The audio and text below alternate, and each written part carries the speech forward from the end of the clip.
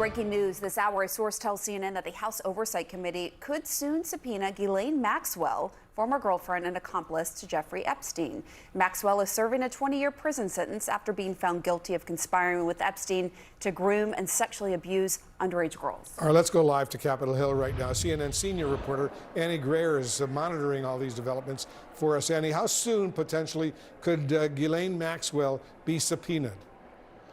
Well, Wolf and Pam, we're hearing the subpoena could come very quickly. And they're going to have to coordinate, this is from a source, they're going to have to coordinate with the Department of Justice and the Bureau of Prisons about when to speak with Maxwell, because of course the Department of Justice also wants to speak with Maxwell. But this came about because Republican Congressman Tim Burchett forced the House Oversight Committee to take a position on this issue. Look, the House is at a standstill right now. House leadership is sending the House home a day early, and they will not be returning until September for their August recess. Leadership is hoping that delaying floor time is going to help slow down the temperatures here, because Republicans are divided on this issue. A growing number of Republicans want to take a vote on this. 11 Republicans have signed onto a measure that would force the release of all of the Epstein files. They are hearing from their constituents back home, and they're feeling a lot of pressure to take a stand on this issue. But the Speaker and his leadership team are urging members to be patient, to allow the administration to lead this investigation. House Republicans had their conference meeting behind closed doors this morning. Sources tell me that was the message from leadership, but members are growing increasingly frustrated with that. Take a listen to how Speaker Johnson is making the case that the House needs to take a step back here. We're not going to play political games with this. We've all been very clear and transparent. The House Rules Resolution sets a good standard and requires all credible evidence to be released, and that's exactly where the White House is. There's no, as I've said many times over the last, as I've said many times, there's no daylight between the White House and the House. You have to allow the legislation to ripen, and you also have to allow the administration the space to do what it is doing. The president has said clearly, and he has now ordered his DOJ to do what it is we've all needed DOJ to do for years now, and that is to get everything released. So they're in the process of that. There's no purpose for Congress to push an administration to do something that they're already doing. That is the message from the Speaker, but it is dividing House Republicans, and the House is essentially grinded to a halt over this issue, showing there is no signs of it going away anytime soon. Wolf and Pam. All right, Annie Greer up on Capitol Hill. Thank you for that update. Okay, so this is now essentially shut down the House Representatives. It's amazing how much this controversy has totally consumed the House GOP. The Speaker is essentially sending home members a day early for their month-plus long August recess because he is paralyzed. They cannot move on legislation because there are too many members demanding action on Epstein, and they can't figure out how to get out of this jail. Yeah, and I think that some of these House Republicans can add contortionists to their resumes, because the way that they have been trying to avoid crossing President Trump on this has been pretty astounding. If you look at Andy Biggs, last year he went on Benny Johnson's podcast show and he was saying the DC criminal cartel is hiding this. Why isn't Congress subpoenaing for information? And then I tried to ask him last week, are you pushing for this information to be released? And he said, oh, why are you bringing me into this? And the information will come. Information will come out. And I said, yes, but are you pushing for it? And he would not give me a straight answer.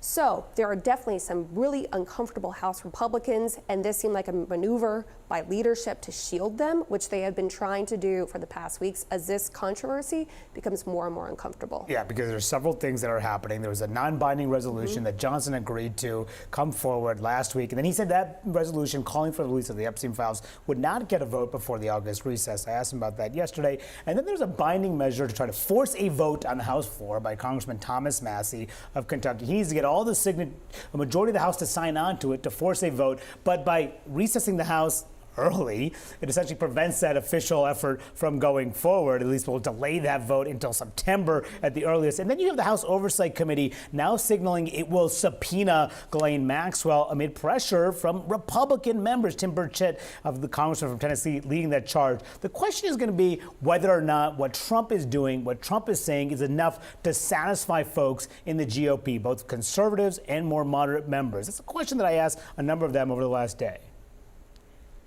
More importantly, if we don't take the right side of this issue, it's going to cost us votes in the midterms. People are becoming despondent, they're apathetic.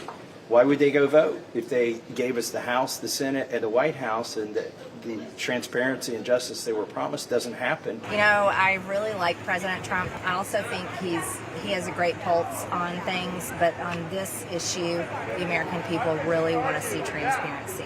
It's become one of those basically fractures that is too big to ignore. Yeah, I just support it because I think there's too much conspiracy theory and it's just better to put light on it.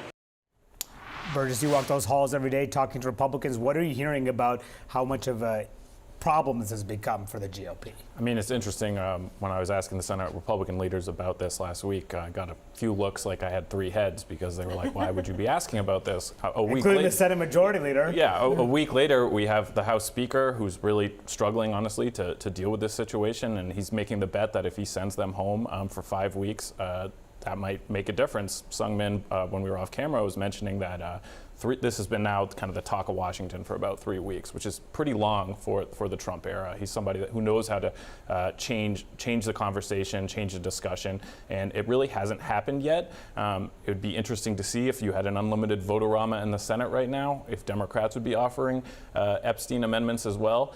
We saw Ruben Gallego come to the floor last week and force Republicans to block an Epstein resolution. So, I mean, it's really kind of invaded all facets of Washington right now, unlike most other kind of cultural issues. I would probably put this in, not to say it's not serious, but it's not something that Congress would typically be legislating on.